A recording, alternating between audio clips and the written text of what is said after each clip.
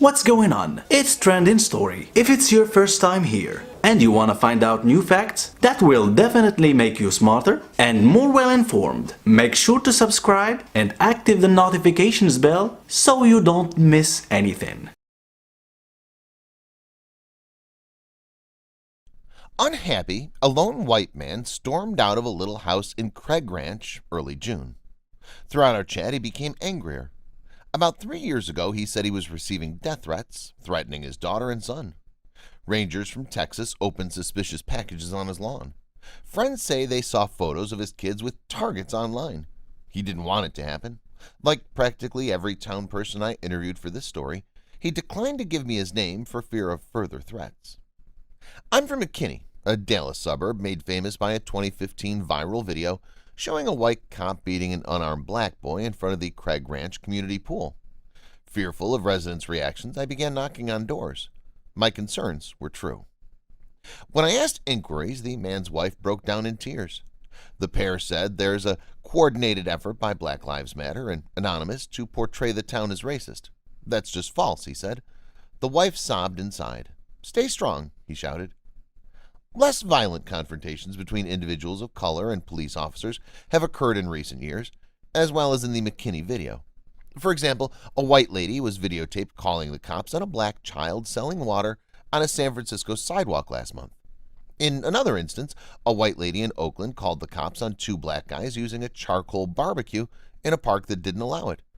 A black Yale student was awakened by police when another student reported her for sleeping in a shaded area. Many cops who used excessive force go unpunished. In 2016, a former South Carolina sheriff's deputy dragged a black student across the floor without being charged.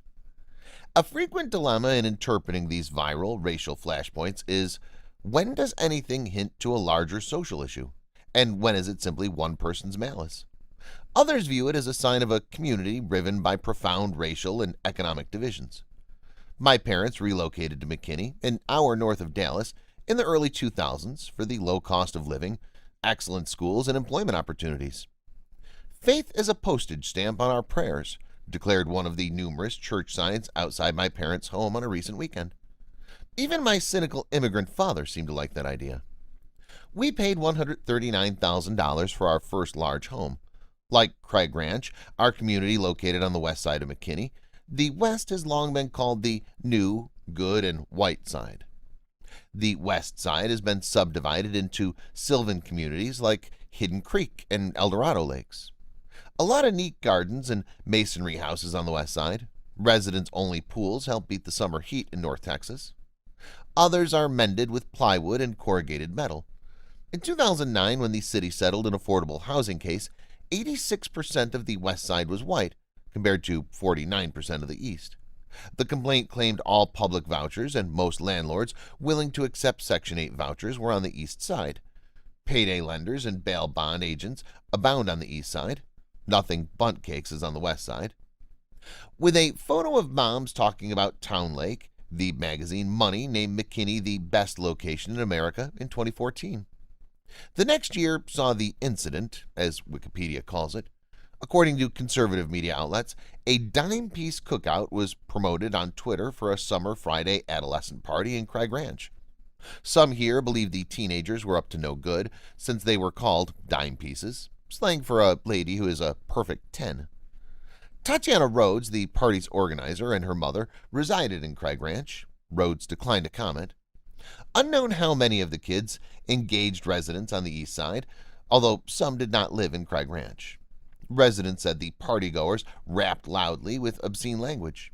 Several teens claimed a neighbor ordered the mainly black group of youngsters to go back to your Section 8 housing, and Rhodes said an adult lady smacked her. She subsequently disputed it. The teenagers soon wandered over to the adjacent pool, which has a secured fence and only allows 2 visitors per resident. No blowout parties. So the teenagers started jumping a fence to get to the pool. Several individuals contacted the cops, first for trespassing, then for throwing things at cars and fighting. When Eric Casebolt came, he arrested many black youths and shot one guy.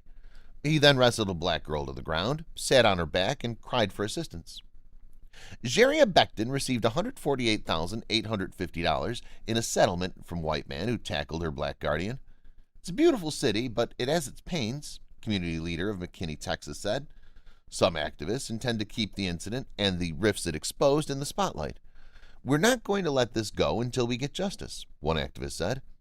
Most of the Craig Ranch residents who answered their doors either closed them or politely declined to talk.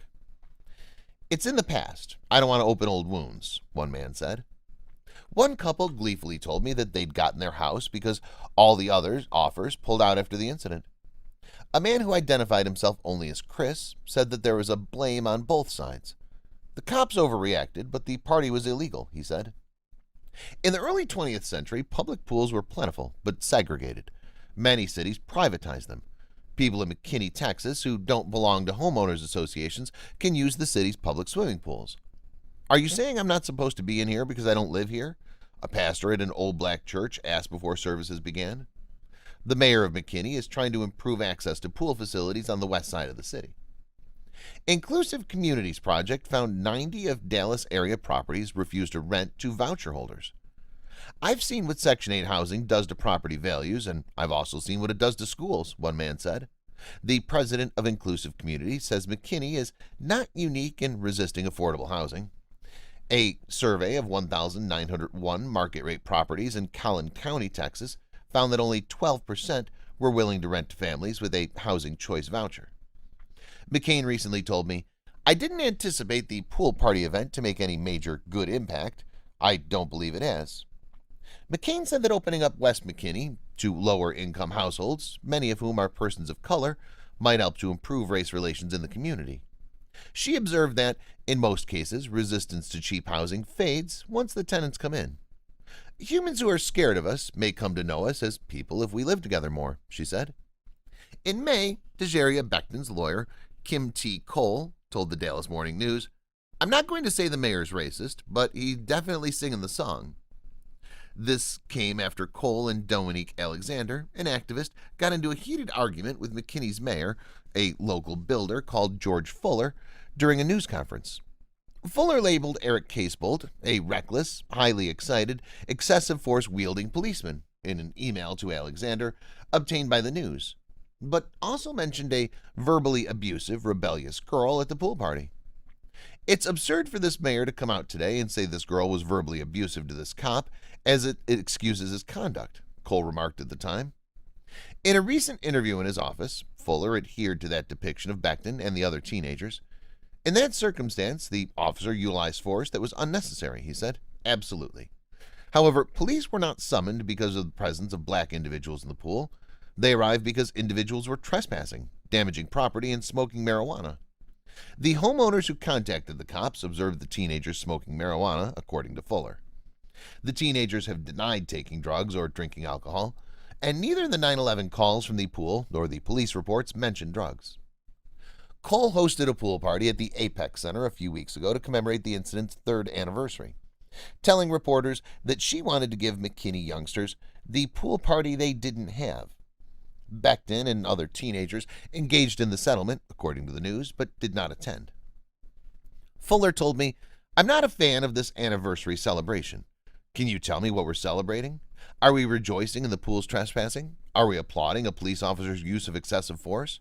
Are we applauding the false allegation of racial prejudice and discrimination in McKinney, Texas? Fuller said that the event was not racially motivated and was not representative of the community. Fuller, who is white and has an adopted black daughter, believes the community is free of racial conflict. Following a review of body cam video, a black city council member claimed that police treated him unjustly during a traffic check, but after seeing the tape, the council member admitted that he was partially to blame and apologized. Of course, racial prejudice occurs, according to Fuller, but it does so all around the globe, not only in McKinney. Since the event, Fuller said the city has made strides in policing. Officers have been patrolling areas on the east side by bike and on foot to establish relationships with the community, and the police department now has body cameras. Police officers interact with members of the public through events such as tacos with cops and coffee with cops. Fuller claims Alexander, the activist, threatened him improperly at a council session, and the mayor's done dealing with him. He and other Alexander opponents refer to his shady legal history. To him, Alexander is a clown who belongs in the circus, and a celebrity addict trying to remain relevant. Alexander acknowledges that he threatened to leak information to the media regarding council members' conflicts of interest, but claims that he did it in an acceptable manner. He said that he's learned from his legal problems and that he's not looking for stardom. He believes the city hasn't done nearly enough to address regional segregation and police discrimination. He wants to see more community meetings, as well as a McKinney equity study. I took an oath back in 2015 that I would continue to work to solve this problem so that McKinney can live up to what it constantly brags about, which is that it's the greatest place to live in America, he told me.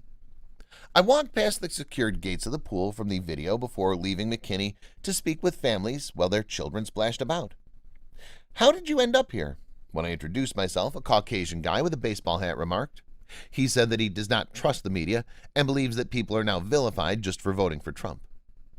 The policeman was harsh with a female who was riled up. There was a commotion, but that girl turned from punk to victim, he said.